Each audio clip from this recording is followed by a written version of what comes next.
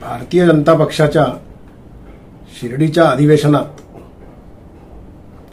केंद्रीय मंत्री अमित शहा यांनी एक भाषण केलं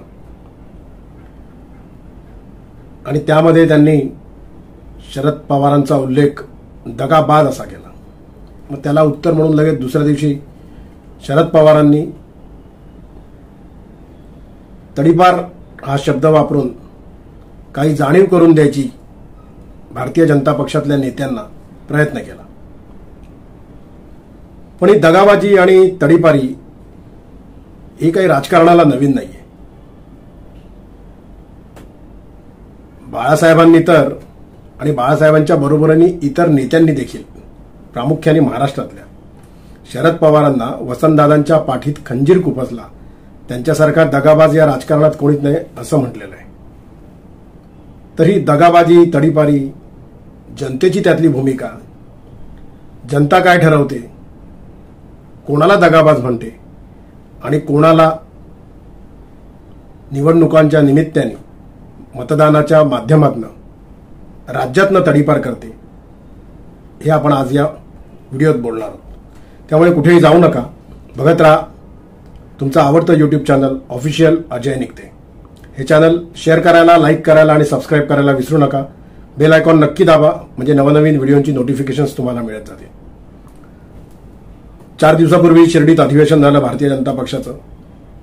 त्याच्यामध्ये केंद्रीय मंत्री अमित शहा यांनी शरद पवारांचा उल्लेख दगाबाज असा केला आणि मग त्याला लगेच उत्तर म्हणून शरद पवारांनी भाजपच्या नेत्यांना त्यांचा रोख अर्थातच केंद्रीय मंत्री अमित शहा यांच्याकडे होता, त्यांना तडीपारी कशी लागली, आपल्याबरोबर जनसंघाची लोक कशी होती, ती किती चांगली होती, वगैरे वगैरे वगैरे त्यांच्या भाषणात म्हटलं।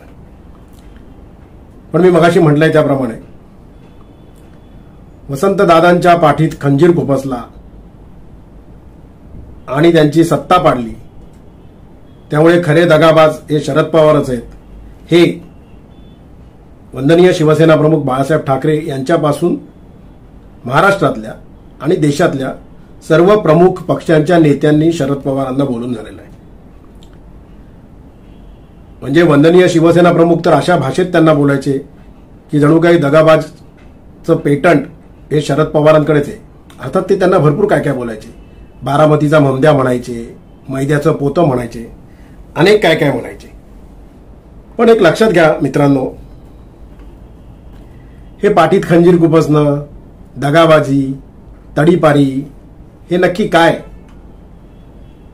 एका प्रकरणामध्ये गुजरातमधल्या विद्यमान केंद्रीय मंत्री अमित शहा यांना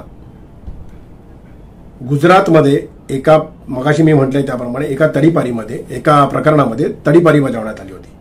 मग ते प्रकरण न्यायालयात चाललं, त्याचा निकाल लागला, ते निर्दोष झाले, वगैरे वगैरे वगैरे या सगळ्या गोष्टी तुम्हाला माहितीच आहेत। पण त्याचा उल्लेख अजून देखील होतच असतो आणि ते स्वाभाविक आहे।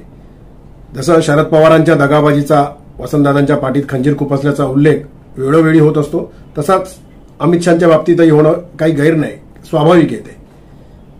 पण अगदी जुन्या कालखंडात किंवा जुन्या विषयात न डोकावून पाहता 2019च्या निवडणुकांचा संदर्भ आपण घेऊया। 2019च्या निवडणुकांच्या आधी भारतीय जनता पक्ष आणि शिवसेना यांनी एकत्रितपणे तत्कालीन राष्ट्रवादी काँग्रेस आणि काँग्रेस यांच्या विरोधात निवडणूक लढली। महाराष्ट्रातल्या जनतेकडे, मतदारांकडे राष्ट्रवादी आणि काँग्रेसला पाडायचं म्हणून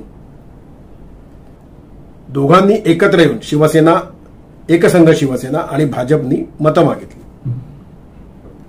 मतदारांनी त्यांचा कौल दिला, पण उभाठाचे प्रमुख उद्धव बाळासाहेब ठाकरे, तत्कालीन एकसंघ शिवसेनेचे पक्षप्रमुख उद्धव बाळासाहेब ठाकरे यांना मुख्यमंत्रीपद हवं होतं। त्यांचं असं म्हणणं आहे की त्यांना शब्द देण्यात आला होता बंद खोलीच्या आड, त्यामुळे त्यांनी त्याच्यावरती हक्क सांगितला। मुख्यमंत्रीपद देणं भाजपने नाकारलं आणि मग मुख्यमंत्री पदाच्या खुर्चीसाठी, हो केवळ मुख्यमंत्री पदाच्या खुर्चीसाठी उद्धव बाळासाहेब ठाकरे यांच्या तत्कालीन एकसंघ शिवसेनेनी भाजपशी काडीमोड घेतला आणि काँग्रेस आणि एकसंघ राष्ट्रवादीच्या मांडीवरती जाऊन बसली. जर भाजपनी मुख्यमंत्रीपद दिलं असतं उद्धव ठाकरे यांना तर ते काँग्रेस आणि राष्ट्रवादी बरोबर गेले असते का? तर निश्चितच नसते गेले. याचा अर्थ केवळ मुख्यमंत्री पदासाठीच ते तिथे गेले हे स्पष्ट होतं आणि हे कोणी नाकारण्याचा अर्थ देखील नाही. मग ज्या राष्ट्रवादी आणि काँग्रेसच्या विरोधात शिवसेनेनी उद्धव बाळासाहेब ठाकरे यांनी मतं मागितली, ज्या शिवसेनेनी भारतीय जनता पक्षाच्या खांद्याला खांदा लावून युती म्हणून मतं मागितली राष्ट्रवादी काँग्रेस आणि काँग्रेसच्या विरोधात, ज्या मतदारांनी त्यांना मतदान केलं त्या मतदारांची ही दगाबाजी नव्हती का? तर दगाबाजी निश्चितच होती. पण ते अर्थातच असा राष्ट्रवादी काँग्रेस मानणार नाही, काँग्रेस मानणार नाही आणि शिवसेना देखील मानणार नाही, म्हणजे उबाठा देखील मानणार नाही. आणि तीच गोष्ट काँग्रेस आणि राष्ट्रवादीच्या बाबतीत देखील.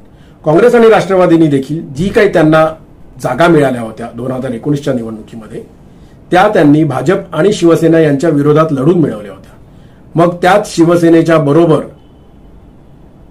जाऊन सत्ता स्थापन करणं ही राष्ट्रवादी काँग्रेस आणि काँग्रेसच्या ज्या मतदारांनी त्यांना मतदान केलं होतं त्या राष्ट्रवादी काँग्रेस आणि काँग्रेसनी त्यांच्या मतदारांची केलेली दगाबाजी नव्हती का?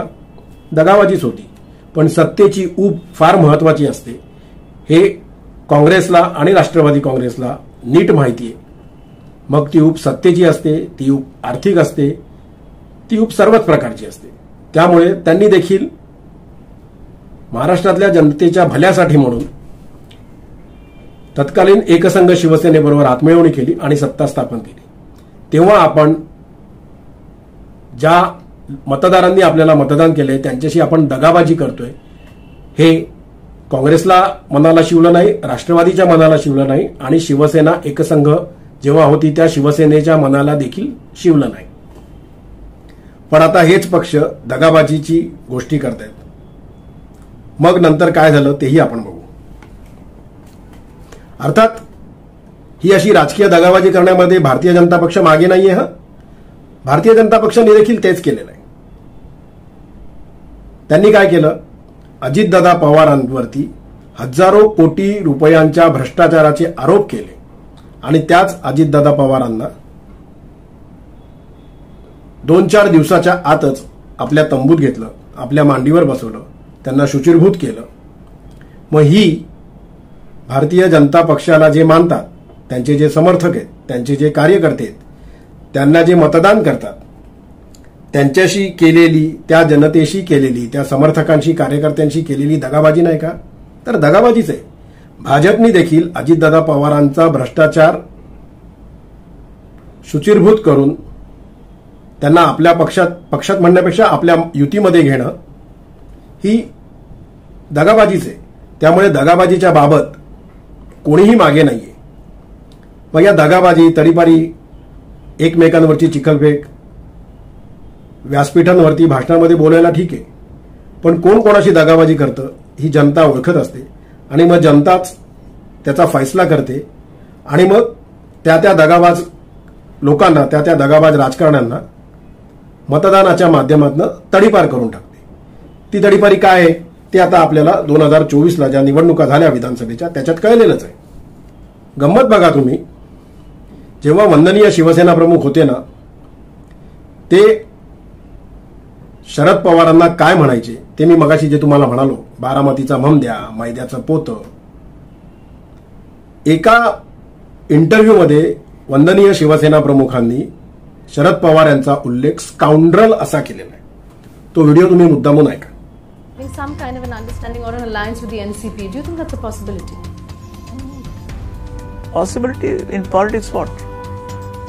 If it is said that is a game of scoundrel, it's for a man to decide whether he wants to remain a gentleman or a scoundrel. How can I stop? If anybody is trying to become a scoundrel, okay.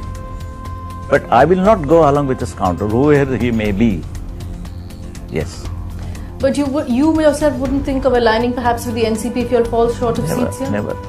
A simple thing is the man who is responsible for toppling down their government, that is Vajpayee government, how can we afford to have a shake hand with him? I mean, I will never, at least. I will never. An enemy is an enemy then. ऐकलात? एका इंटरव्ह्यूमध्ये, सभेमध्ये म्हणजे वंदनीय शिवसेना प्रमुखांनी शरद पवारांची इब्रत अक्षरशः वेशीवर टांगली होती. ते म्हणाले होते की पवारांची एक कोंबडी पुण्यामध्ये आहे आणि ती पवारांची आवडती कोंबडी कोण आहे ते आम्हाला माहिती आहे. ती काही आम्ही आमच्या खुराड्यात बांधणार नाही. ती तुमची तुम्हालाच लखलाभ हो, तुमच्याच खुराड्यात ती असू द्या. म्हणजे पवारांची आवडती कोंबडी इतपत म्हणण्या इतपत वंदनीय शिवसेना प्रमुखांनी शरद पवारांवरती टीका केलेली आहे. तो व्हिडिओ देखील तुम्ही ऐका. आता हे शरद पवार हे आम्हाला काय म्हणे, कलानगरमधली कोंबडी आपण बाहेर काढूया. कलानगरमध्ये कोंबडी कुठे राहते? कोंबडे राहतात. तुमची जी पुण्याला जी एक आहे पोल्ट्री, वेंकीची पोल्ट्री, त्या पोल्ट्रीमध्ये तुमची आवडती कोंबडी कोण आहे मला माहिती आहे ना.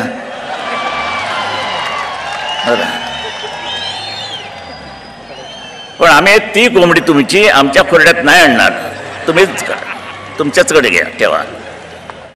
वंदनीय शिवसेना प्रमुख कुठल्याच भाषणामध्ये त्यांच्या शरद पवार यांची राजकीय लायकी काढायचे सोडत नव्हते. एकदा वंदनीय शिवसेना प्रमुख असं म्हणालेले जाहीररित्या की कुठेतरी गल्ली कोपच्यामध्ये सभा कशाला घेता. शिवतीर्थावरच्या सभेमध्ये ते म्हणालेले की मी जशी ही सभा घेतो शिवतीर्थावरती भरलेली, तशी एकदा मला सभा घेऊन दाखवा. पण ही अशीच एक ही सभा घेऊन दाखवावी, मुख्यमंत्र्यांनी घेऊन दाखवावी, शरद पवारांनी घेऊन दाखवावी. का गल्ल्या खुर्चीतनं का करतात? अरे गल्ल्या खुर्चीतनं कुत्री हिंडतात आणि दर खांबाला टांग मारतात. तुमचं तेच चाललंय, दर खांबाला एक शिवसेनेच्या विरुद्ध टांग. तुम्ही कसली टांग मारणार मला? ही एकच टांग तुम्हाला पुरे आहे. तुमची सगळी कुतरडी उडून टाकतील आणि उडवणार. त्यामुळे केवळ बारामतीचा म्हमद्या, मैद्याचं पोतं, वसंतदादांच्या पाठीत खंजी खुपसणारा दगाबाज असाच केवळ उल्लेख केलेला नाहीये वंदनीय शिवसेना प्रमुखांनी शरद पवारांचा. तर हे जे तुम्ही व्हिडिओ बघितलेत 3, त्या पातळीवरती जाऊन त्यांच्या ठाकरी शैलीत, त्या ठाकरी शैलीचा हिसका दाखवत, त्या ठाकरी शैलीच्या भाषेचा हिसका दाखवत वंदनीय शिवसेना प्रमुखांनी शरद पवारांना वेळोवेळी सुनावलेलं आहे. आणि त्याच शरद पवारांच्या बरोबर 2019ला जेव्हा उद्धव बाळासाहेब ठाकरे गेले तेव्हा ती दगाबाजी वंदनीय शिवसेना प्रमुखांच्या विचारांशी नव्हती का?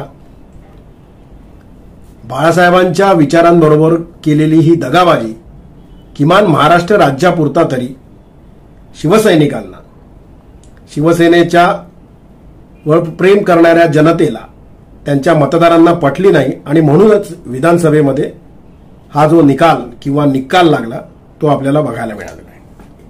आणि केवळ वंदनीय शिवसेना प्रमुखच बोलत होते अशातला भाग नाही शरद पवारांना. अगदी आत्ता ताजं छगन भुजबळ जे शिवसेना सोडून शरद पवारांच्या बरोबर गेले होते, त्यांनी देखील शरद पवार काय चीज आहेत ते त्यांच्या एका भाषणामध्ये मांडलेलं आहे. साहेबांना वाईट वाटणं स्वाभाविक आहे. आजही माझ्या मनात त्यांच्याबद्दल प्रेम आहे, सगळ्यांच्या मनात. पण साहेब, आपण वसंतदादांना सोडलं तेव्हा वसंतदादांना सुद्धा असंच वाईट वाटलं. साहेब, मी बाळासाहेब ठाकरेंबरोबर होतो, माता पिता त्यांना मानत होतो. झाले होते आमचे ओबीसीच्या संदर्भामध्ये मतभेद, पण 36 लोक तुमच्याकडे आले, मला सुद्धा येणं भाग पडलं. तुम्ही सांगितलं नाही की तिथे थांबा म्हणून, मी तुमच्या बरोबर आलो. बाळासाहेब ठाकरे आणि मासाहेब त्यांना सुद्धा असंच वाईट वाटलं. साहेब, धनंजय मुंडे इकडे आले, त्यांना घेतलं. त्यावेळेला सुद्धा काका असलेले गोपीनाथराव मुंडे आणि बहीण असलेली पंकजा, त्यांच्या सुद्धा डोळ्यात असेच अश्रू आले होते. त्या सगळ्यांची पुनरावृत्ती व्हायला लागली. तर हा व्हिडिओ करण्याचा उद्देश एवढाच होता. विधानसभेच्या ज्या निवडणुका झाल्या या 3-4 महिन्यापूर्वी, त्याच्यामध्ये 288 जागांपैकी शरद पवारांच्या राष्ट्रवादीला 10 जागा मिळाल्या. उबाठाला 288 जागांपैकी 20 जागा मिळालेल्या आहेत. काँग्रेसला 288 जागांपैकी 16 जागा मिळालेल्या आहेत. 288 जागांपैकी या महाविकास आघाडीला 46 जागा मिळालेल्या आहेत. मग आता मित्रांनो, तुम्हीच ठरवा, दगाबाजी केली म्हणून महाराष्ट्रातल्या मतदारांनी, जनतेने या 3 पक्षांना महाराष्ट्रातनं तडीपार केलं का? त्यांच्यावरच तडीपारी बजावली आहे का? त्यामुळे एकमेकांना दगाबाज, तडीपार वगैरे हे म्हणण्यापेक्षा मतदान करणारी जी जनता आहे ना, त्यांनाच निर्णय घेऊ दे. ते ठरवतील दगाबाज कोण आहेत, ते ठरवतील कोणाला तडीपार करायचं, राजकारणातनं कोणाला तडीपार करायचं, राज्यातनं कोणाला तडीपार करायचं, हे जनतेलाच ठरवू दे. त्यामुळे 232 जागांचं घवघवीत यश भारतीय जनता पक्ष आणि शिवसेना यांच्या पदरात पडलेलं आहे. 5 वर्ष उत्तम प्रकारचा कारभार करून या महायुतीच्या सरकारने दाखवावं. माफ करा, त्यांच्याबरोबर अजित पवार देखील होते, मी विसरलो. पण भारतीय जनता पक्ष, शिवसेना आणि अजितदादा पवार यांचा राष्ट्रवादी पक्ष यांना 232 जागांचं घवघवीत यश मिळालेलं आहे. तर या तिन्ही पक्षांनी 5 वर्ष व्यवस्थित सरकार चालवावं. विकासाची कामं जी काही अडली असतील, नडली असतील, चालू असतील ती पूर्ण करावीत. कायदा सुव्यवस्थेचा प्रश्न जो मागच्या वर्षी अत्यंत भीषणपणे वेगवेगळ्या मुद्द्यांवरती आणि वेगवेगळ्या प्रकरणातून पुढे आला होता, तो तसा होऊ न देता त्याला आळा घालावा. बीडचं प्रकरण गाजतच आहे, त्यामध्ये लवकरात लवकर न्याय द्यावा. अशी अनेक गोष्टी आहेत, त्याच्यावरची लक्ष केंद्रित करावं. एक उत्तम वाढवणसारखं बंदर, तिथे आपण एक मोठा प्रोजेक्ट हे सरकार चालू करते, केलेला आहे, ते लवकरात लवकर पूर्ण कसं होईल ते बघावं. अनेक मेट्रोंची कामं अक्षरशः रखडलेली आहेत, धीम्या गतीने चालू आहेत.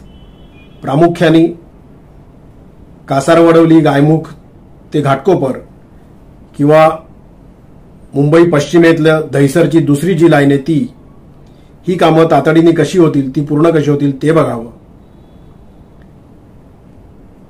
लोकांना जास्तीत जास्त सुविधा कशा देता येतील ते बघावं.